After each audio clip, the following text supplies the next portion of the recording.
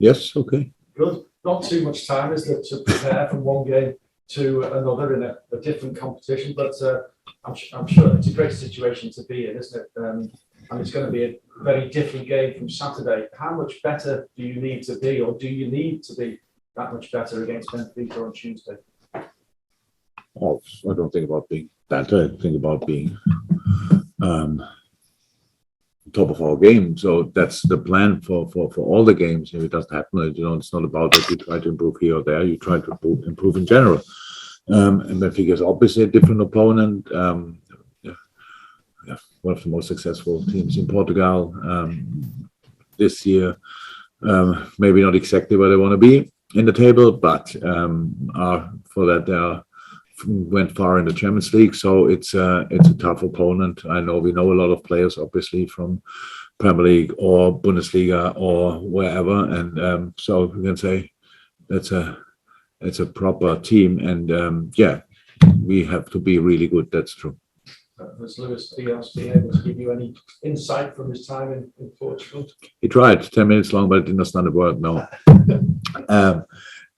We have obviously with Vitor, with Pep Linders, and with the boys, with Diogo, of course with Luis, enough specialists for Portuguese football in our team. But we did analyze anyway, completely normal, because we don't need any kind of inside stories. Maybe we'll watch at the football team, and that's what we did. We had the meeting with the boys this morning, the analyze meeting. So now all the necessary informations are shared, and now we have to make sure that we use them.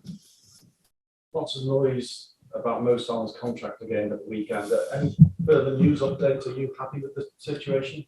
I'm happy with it because it's nothing new to say. That's good. It's just good. The decisive parties are talking to each other, and that's all I need, and that's it. Okay, we'll head over to Juliet on Zoom now, if that's okay. Hello there, Jürgen. Hi, Juliet. There are 3 empty seats in front of me here in Benfica. I was just wondering, you were talking at the weekend about how maybe a couple of players are picked up, but not Curtis Jones and Joel Matip as well, but Trent training, Naby training, and Curtis training today. So full squad available for the match? Yes, full squad available, absolutely. So nothing. Curtis was just a little swelling, disappeared then overnight, fine. Same as Joel, which was very helpful because it looked really strange. And yes, and Trent trained now 4 or 5 days.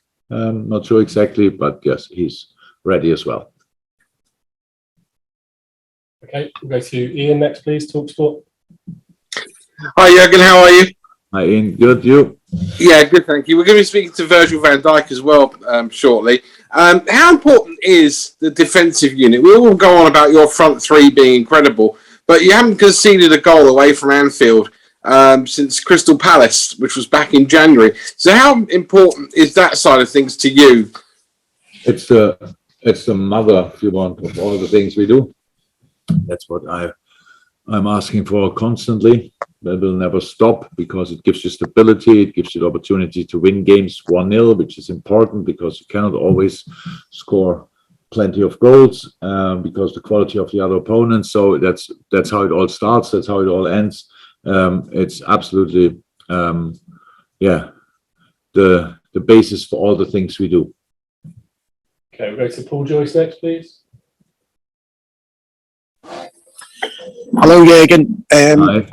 Hi. I was just wondering if you could talk a little bit about when you were in Lisbon and got the phone call from Mike Gordon. That was a nice story you said to the website. Yeah. Was it a phone call that changed your life, or can you talk a little bit about it? It did change my life. It was not Mike Gordon on the phone. Mike, I spoke later. No, it was my agent on the phone. All right. He told me about the interest. So when I told the story to our website, it was like the situation was like this, but we are completely in a holiday mood, but there were some rumors around which we didn't really follow, but with 2 sons, they pick up pretty much everything. So I knew from them a little bit that a couple of things could happen, these kind of things. And then when we were sitting there, the phone rang, and I didn't pick a lot of phone calls that time.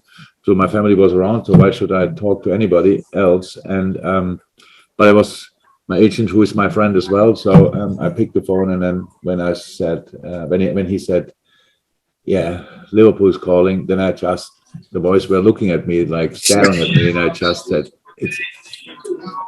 And yeah, in that moment, for them, the decision was made, and Ulla had to put the thumb up, and then it was clear we will do that, because it just felt right from the first second. So it was a life changer, definitely. And you know, goes without saying, you sit here now with everything you've achieved, you can't really have expected to work out too much better. It's been everything you thought it would be. Yeah, I would love to say we were champions 2019 as well. So, but we weren't. I would have loved to say we won the Champions League final. It was the 19 as well. I forgot it. No, that was 18. So that all would have been great. I don't know exactly. Yeah, no, it's I don't judge my time here about the trophies too much. I know everybody else is doing that, but it's not for me. It's not that much for me. It's the way we play and the way we developed and the way the club is, the position the club is in the moment is much more important. So it's a healthy club in a good situation. It's all what you want. And these circumstances give you the opportunity to focus on football, and that's what we try. But it's really difficult. I know the stories around us are very positive in the moment, rightly so. The boys deserve that. But we all know one failure, one little wrong step or whatever, and at least one competition could be gone. So we have to make sure. And there's no problem for us, by the way, because we don't feel that well about the situation. We don't feel that great. We just feel ready for the next challenge, and that's all I need. But there's no big celebration about the development of the club in the last 3 years. It's just really serious work, and I'm very, very happy about that. Okay, so Chris in the room, please. Chris in the room, that's a nice name.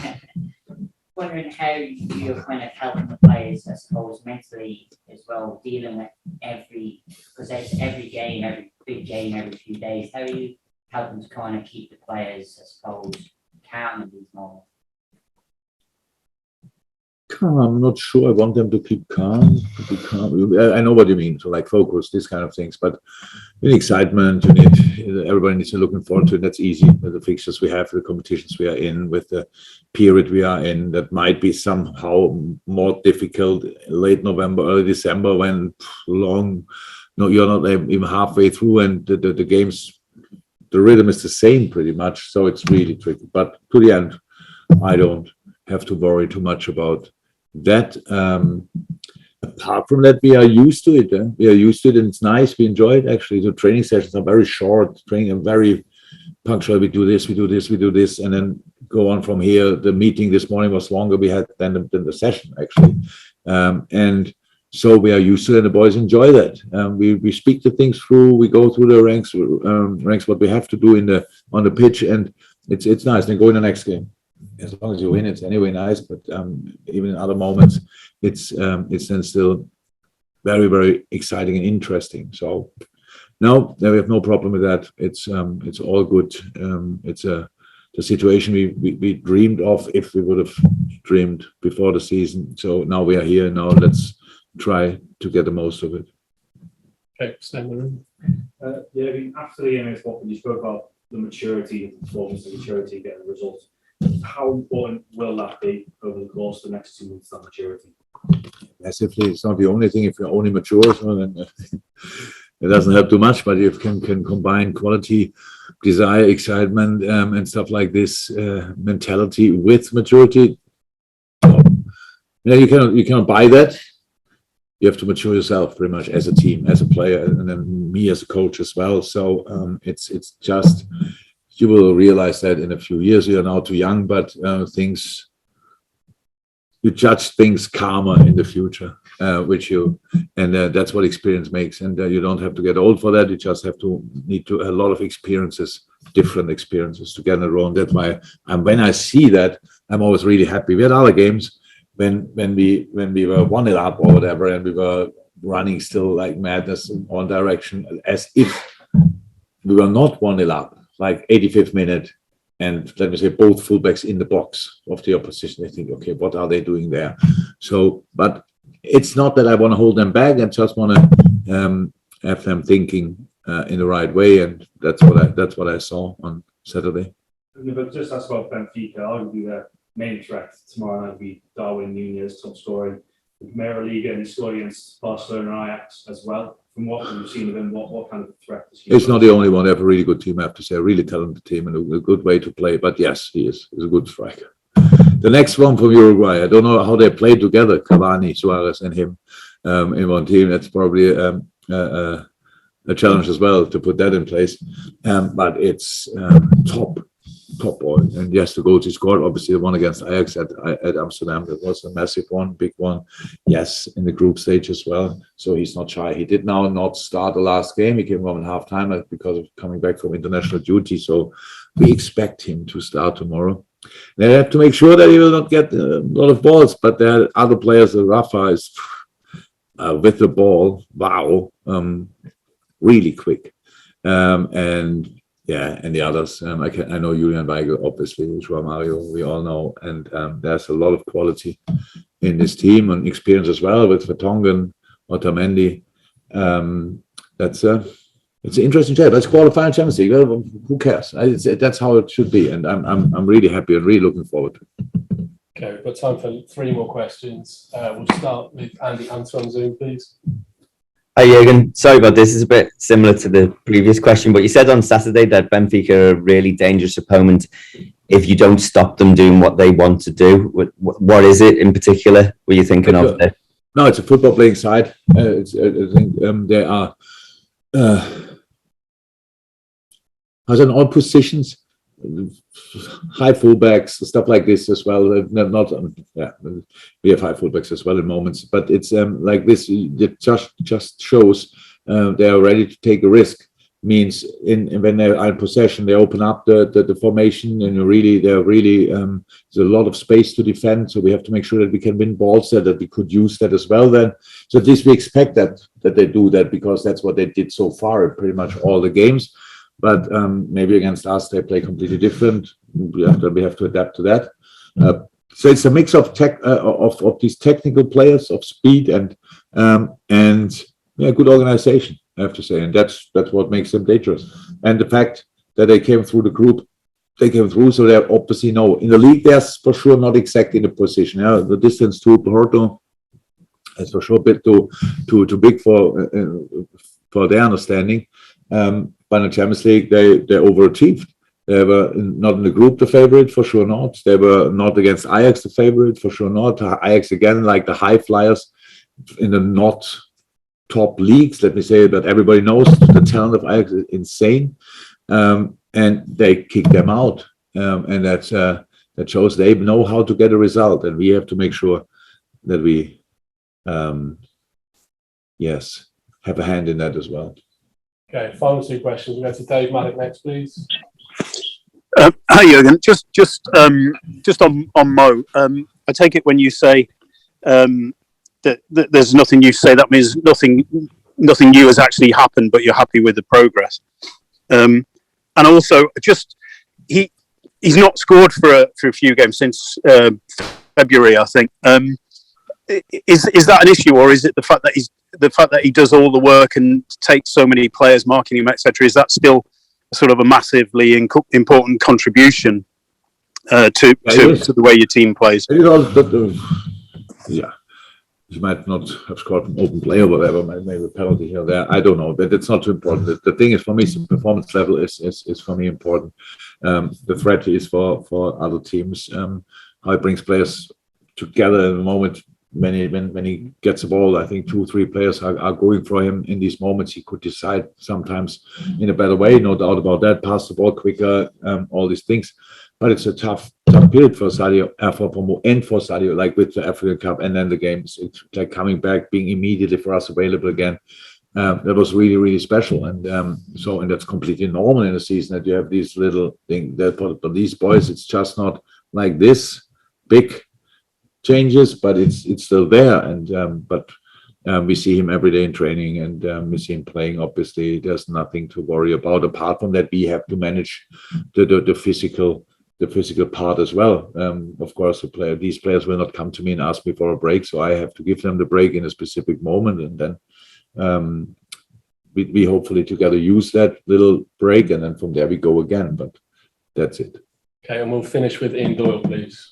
Yeah, Jürgen, it's not just the first team that's had a successful season for Liverpool. The women's team won promotion to the Super League at the weekend. I was just wondering what you made of that achievement. Yeah, congratulations. I sent messages yesterday. I was really happy. I was following it now all the time. But I was looking at the results always after our games, around our games, looking when they play, who they play. Last week, obviously, when after the result from last week, it was clear they with a draw against Bristol, they can make it, and they won. Really happy for the girls and for Matt. It's a big thing. Obviously, Liverpool was in the last years not famous for treating or dealing with the women's football outstandingly well. They didn't go down to the championship for no reason. But now they are back, and now we have to make sure that we use the situation. And I met a lot of the girls in the last 2-3 months for different reasons. Wonderful, we did wonderful stuff together with Michaela for LGBT, which was really great. And then I spoke to others. It's really nice. To be honest, that's a wonderful team, great coach, and really happy for them to get promoted.